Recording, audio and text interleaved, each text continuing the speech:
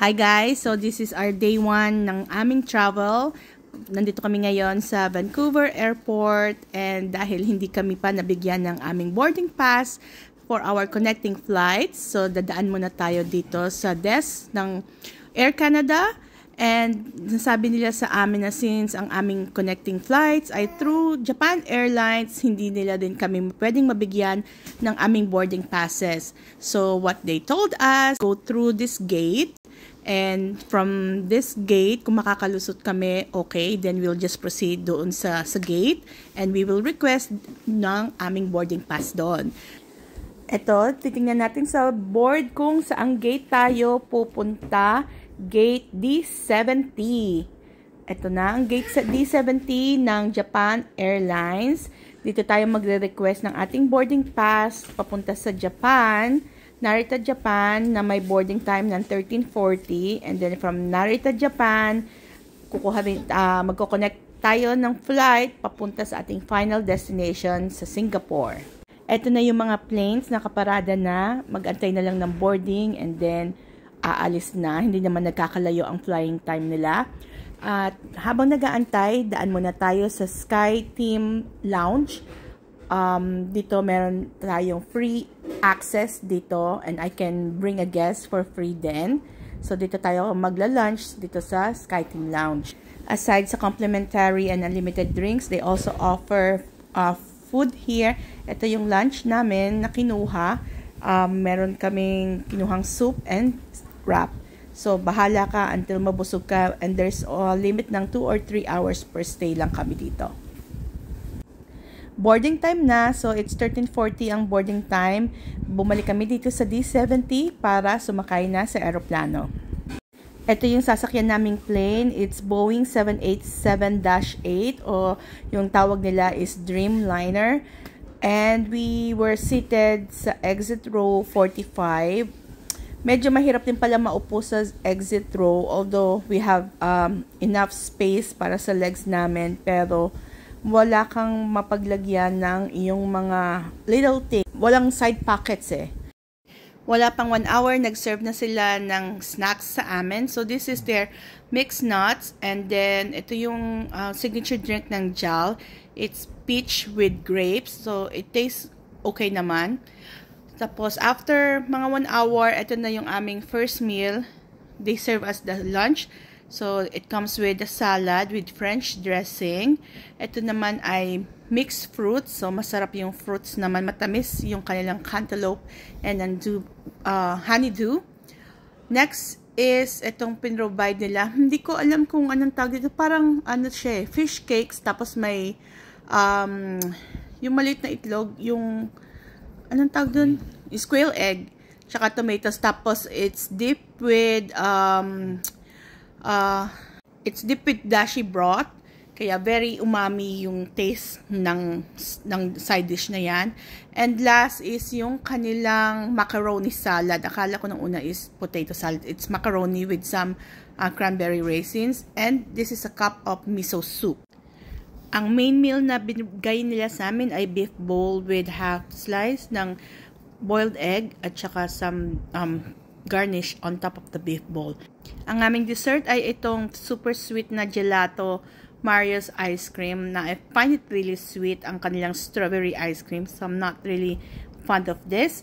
And then mid-flight naman, they provide snacks doon lang sa galley nila. You can just pick and choose the snacks na meron. There's the crackers, there's chocolates, biscuits, and then drinks. Just grab as many as you want.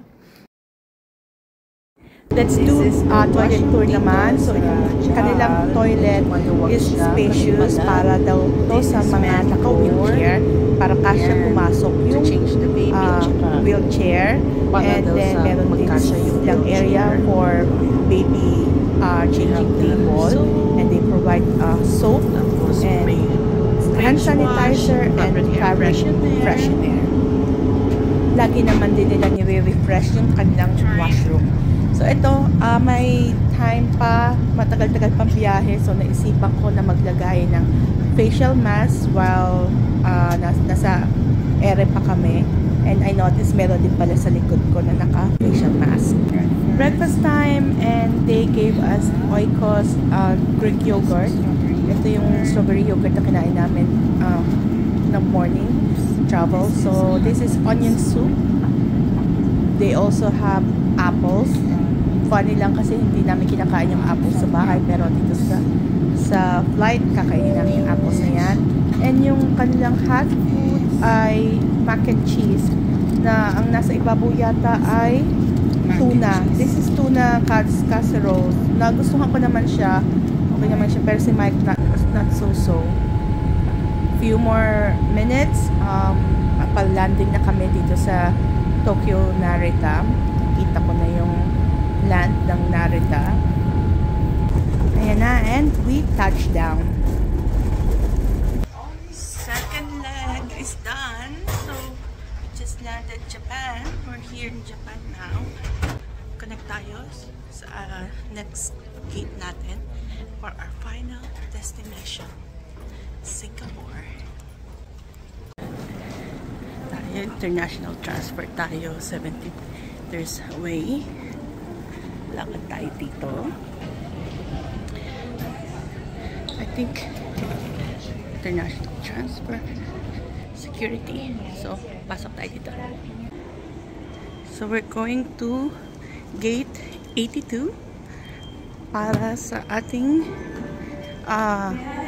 final destination, Singapore. And kung gusto mo mag-dress up, pwede din, free of charge. Tapos picture. Malayo rin pala yung 82, gate 82. Alright.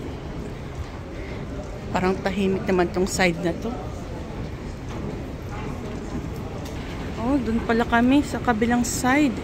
So pagka dito, kakaliwa, ayun no, nakalagay gate 82. Dalawang sides to, 8188, 9199. So, tignan natin muna dito sa kabila sa may gate natin na gate 82. Tapos saka tayo pupunta doon. Andun yata yung may shop yata doon na bilihan. Tingnan natin dito. Found the cart. So, let's use that cart. If you want to eat here, Yoshinoya. Tapos, dito. Dito rin yung train dati ng papunta ng yung Manila. Ganap dito sa airport. Mga duty free shops. Ang food nila dito, oh. Looks good.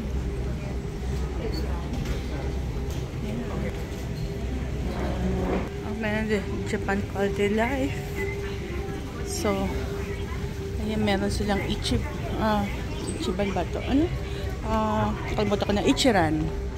Yan, and some Japanese items. I'll go check it out later. Let's go check out. This is what I wanted to buy pala. O yan, no? This one. Check it out.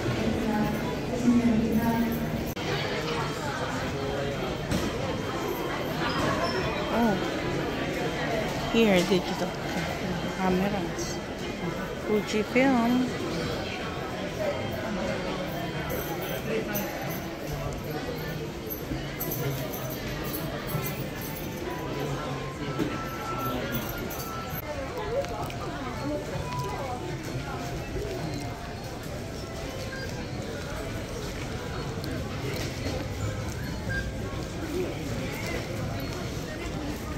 Tayo dito.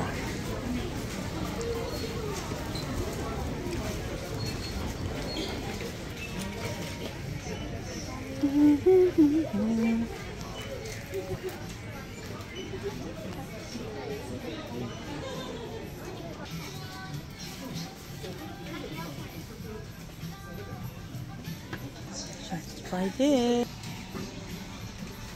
Yung binibili ni Honey. Bomb.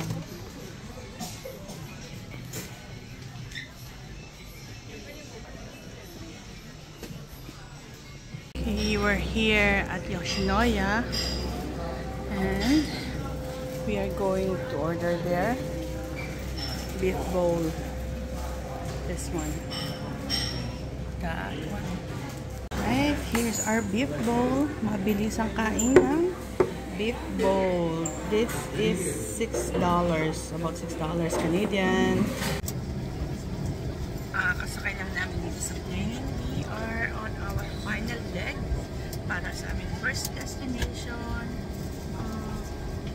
Yung ulan-ulan sa labas dito sa Japan. So, nag-board pa ng pasahero. Mukhang full flight din itong papunta ng Singapore. The meal, meron tayong Häagen-Dazs ice cream, strawberry flavors. Just arrived in Singapore. Here we are here sa Changi International Airport. Here we go. Welcome to Singapore. Salamat datang. Aloha. Ayan, terminal arrival. Ito ano? Here.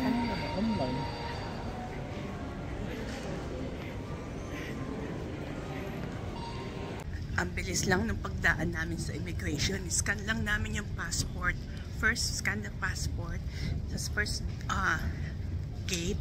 And then second one, naman yung facial photo namin. And then ito, we're going to get our luggage.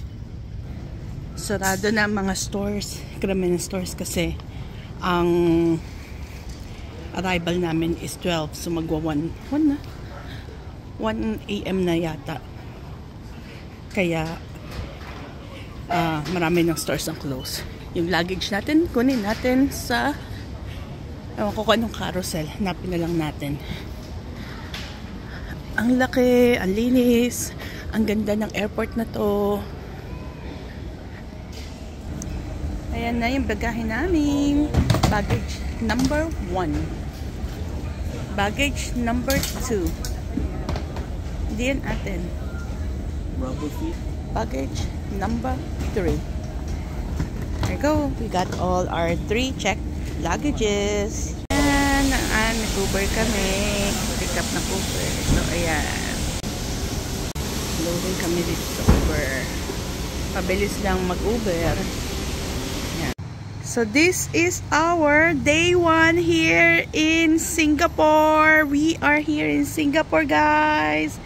Stay tuned. I'll be posting more videos ng mga activities namin dito and ang aming food trip until our next video. Bye!